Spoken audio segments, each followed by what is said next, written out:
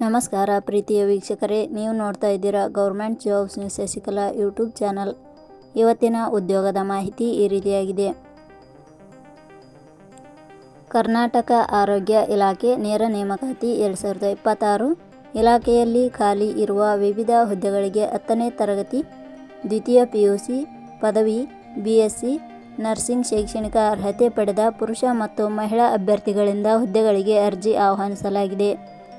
DHSFWS ಇಲಾಖೆಯ ಹುದ್ದೆಗಳಿಗೆ ಆಯ್ಕೆಯಾದ ಅಭ್ಯರ್ಥಿಗಳಿಗೆ 15,000 ದಿಂದ 1,30,000 ರೂಪಾಯಿ ವೇತನ ಪ್ರತಿ ತಿಂಗಳಿಗೆ ನೀಡಲಾಗುತ್ತದೆ ಹಾಗೂ ಹುದ್ದೆಗಳಿಗೆ ಯಾವುದೇ ರೀತಿಯ ಲಿಖಿತ ಪರೀಕ್ಷೆ ಇರುವುದಿಲ್ಲ.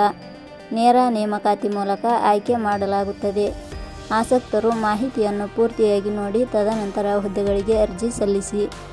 ಇದೇ ರೀತಿಯ ಉದ್ಯೋಗದ ಮಾಹಿತಿಯನ್ನು ಪಡೆಯಲು ನಿಮ್ಮ ವಿಡಿಯೋ ಕೆಳಗಡೆ ಕಾಣುವ ಸಬ್ಸ್ಕ್ರೈಬ್ ಬಟನ್ ಮೇಲೆ ಕ್ಲಿಕ್ ಮಾಡಿ, ಹಾಗೆ ಅದರ ಪಕ್ಕದಲ್ಲಿ ಬರುವ ಬೆಲ್ ಐಕಾನ್ ಮೇಲೆ ಪ್ರೆಸ್ ಮಾಡಿ. ಇಲಾಖೆ ಹೆಸರು ಆರೋಗ್ಯ ಮತ್ತು ಕುಟುಂಬ ಕಲ್ಯಾಣ ಸಂಘ. ಹುದ್ದೆಗಳ ಹೆಸರು ಲ್ಯಾಬ್ ಟೆಕ್ನಿಷಿಯನ್, ಶುಶ್ರೂಷಣಾ ಅಧಿಕಾರಿ, ಮಕ್ಕಳ ತಜ್ಞ ವೈದ್ಯರು, ವೈದ್ಯಾಧಿಕಾರಿಗಳು. ಒಟ್ಟು ಹುದ್ದೆಗಳ ಸಂಖ್ಯೆ ಇಲಾಖೆಯಲ್ಲಿ 32 ಹುದ್ದೆಗಳು ಖಾಲಿ ಇವೆ. ಶೈಕ್ಷಣಿಕ ವಿದ್ಯಾರ್ಹತೆ ಹುದ್ದೆಗಳಿಗೆ ಅರ್ಜಿ ಸಲ್ಲಿಸಲು ಬಯಸುವ ಅಭ್ಯರ್ಥಿಗಳು ಮಾನ್ಯತೆ ಪಡೆದ ಸಂಸ್ಥೆ ಅಥವಾ ವಿಶ್ವವಿದ್ಯಾಲಯದಿಂದ 10ನೇ ತರಗತಿ, PUC, degree, BSc nursing, MBA ಶೈಕ್ಷಣಿಕ ಅರ್ಹತೆ ಪಡೆದಿರಬೇಕು. ಹುದ್ದೆಗಳಿಗೆ ಸಂಬಂಧಿಸಿದ ನೋಟಿಫಿಕೇಷನ್ ಲಿಂಕ್ ನಮ್ಮ ಟೆಲಿಗ್ರಾಮ್ ಚಾನಲಲ್ಲಿ ನೀಡಲಾಗಿದೆ. ಅಲ್ಲಿಂದ ಡೌನ್ಲೋಡ್ ಮಾಡಿಕೊಂಡು ಹೆಚ್ಚಿನ ಮಾಹಿತಿ ತಿಳಿದುಕೊಳ್ಳಬಹುದು. ವಯೋಮಿತಿ ಹುದ್ದೆಗಳಿಗೆ ಅನುಗುಣವಾಗಿ ಕನಿಷ್ಠ 18 ವರ್ಷ, ಗರಿಷ್ಠ 50 ವರ್ಷ ನಿಗದಿಪಡಿಸಲಾಗಿದೆ. ವಯೋಮಿತಿ ಸಡಿಲಿಕೆ ವಿವರಣೆ.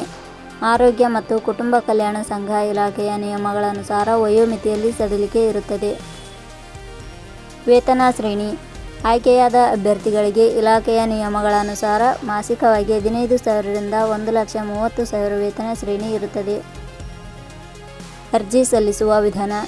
ಹುದ್ದೆಗಳಿಗೆ ಅರ್ಜಿ ಸಲ್ಲಿಸಲು ಬಯಸುವವರು www.jobsexplain.com ವೆಬ್ಸೈಟ್ಗೆ ಅರ್ಜಿ ಸಲ್ಲಿಸಬೇಕು.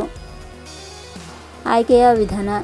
ಹುದ್ದೆಗಳಿಗೆ ಅರ್ಜಿ ಸಲ್ಲಿಸಿದ ಅಭ್ಯರ್ಥಿಗಳನ್ನು ಇಲಾಖೆಯ ನಿಯಮಗಳ ಅನುಸಾರ ಸಂದರ್ಶನದ ಮೂಲಕ ಆಯ್ಕೆ ಮಾಡಲಾಗುತ್ತದೆ.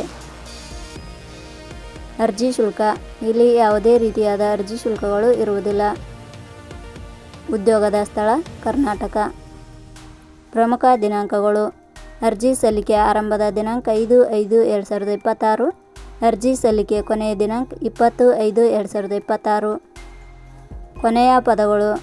ನಾವು ನೀಡಿರುವ ಈ ಉದ್ಯೋಗದ ಮಾಹಿತಿ ಇಷ್ಟವಾಗಿದ್ದರೆ ಮಾಹಿತಿಯನ್ನು ಎಲ್ಲರಿಗೂ ಶೇರ್ ಮಾಡಿ. ಧನ್ಯವಾದಗಳು.